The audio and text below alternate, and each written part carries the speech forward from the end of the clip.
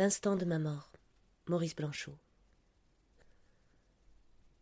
Je me souviens d'un jeune homme, un homme encore jeune, empêché de mourir par la mort même, et peut-être l'erreur de l'injustice. Les Alliés avaient réussi à prendre pied sur le sol français. Les Allemands, déjà vaincus, luttaient en vain avec une inutile férocité. Dans une grande maison, le château, disait-on, on frappa à la porte plutôt timidement. Je sais que le jeune homme vint ouvrir à des hôtes qui sans doute demandaient secours. Cette fois, hurlements. « Tous dehors !»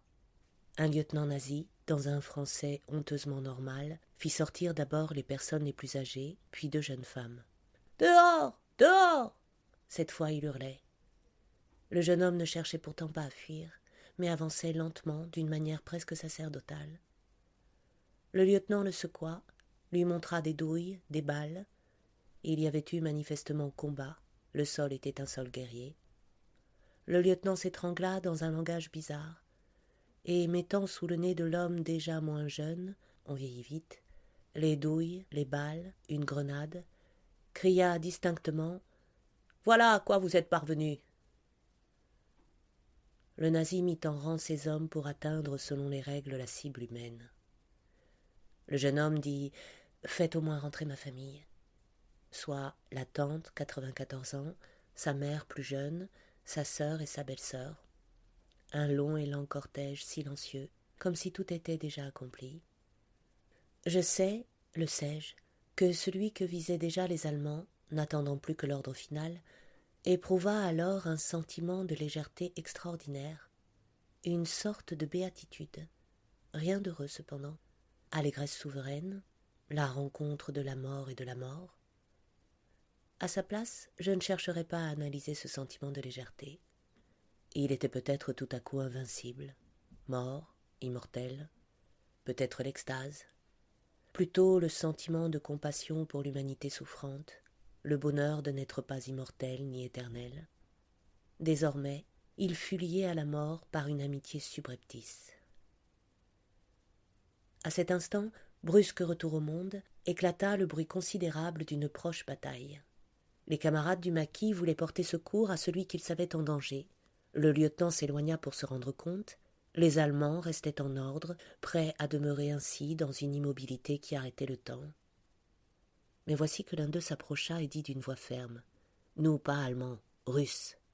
Et dans une sorte de rire, « Armée Vlasov !» Et il lui fit signe de disparaître. Je crois qu'il s'éloigna, toujours dans le sentiment de légèreté, au point qu'il se retrouva dans un bois éloigné, nommé Bois des Bruyères, où il demeura abrité par les arbres qu'il connaissait bien. C'est dans le bois épais que tout à coup, et après combien de temps, il retrouva le sens du réel. Partout des incendies, une suite de feux continus, toutes les fermes brûlaient. Un peu plus tard, il apprit que 3 jeunes gens, fils de fermiers, bien étrangers à tout combat, et qui n'avaient pour tort que leur jeunesse, avaient été abattus. Même les chevaux gonflés sur la route, dans les champs, attestaient une guerre qui avait duré. En réalité, combien de temps s'était-il écoulé ? Quand le lieutenant était revenu et qu'il s'était rendu compte de la disparition du jeune châtelain, pourquoi la colère, la rage ne l'avaient-elles pas poussé à brûler le château, immobile et majestueux ? C'est que c'était le château. Sur la façade était inscrite comme un souvenir indestructible la date de 1807. Était-il assez cultivé pour savoir que c'était l'année fameuse de Iéna, lorsque Napoléon, sur son petit cheval gris, passait sous les fenêtres de Hegel, qui reconnut en lui l'âme du monde, ainsi qu'il l'écrivit à un ami ?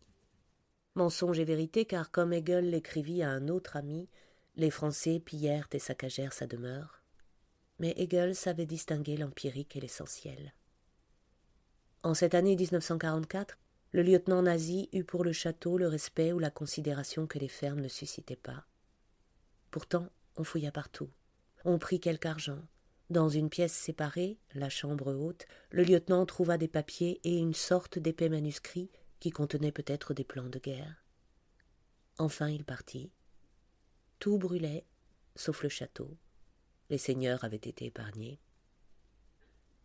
Alors commença sans doute pour le jeune homme le tourment de l'injustice. Plus d'extase. le sentiment qu'il n'était vivant que parce que même aux yeux des Russes, il appartenait à une classe noble. C'était cela la guerre. La vie pour les uns, pour les autres, la cruauté de l'assassinat. Demeurait cependant, au moment où la fusillade n'était plus qu'en attente, le sentiment de légèreté que je ne saurais traduire. Libéré de la vie, l'infini qui s'ouvre, ni bonheur, ni malheur, ni l'absence de crainte, et peut-être déjà le pas au-delà. Je sais, j'imagine que ce sentiment inanalysable changea ce qui lui restait d'existence, comme si la mort hors de lui ne pouvait désormais que se heurter à la mort en lui. Je suis vivant. Non, tu es mort.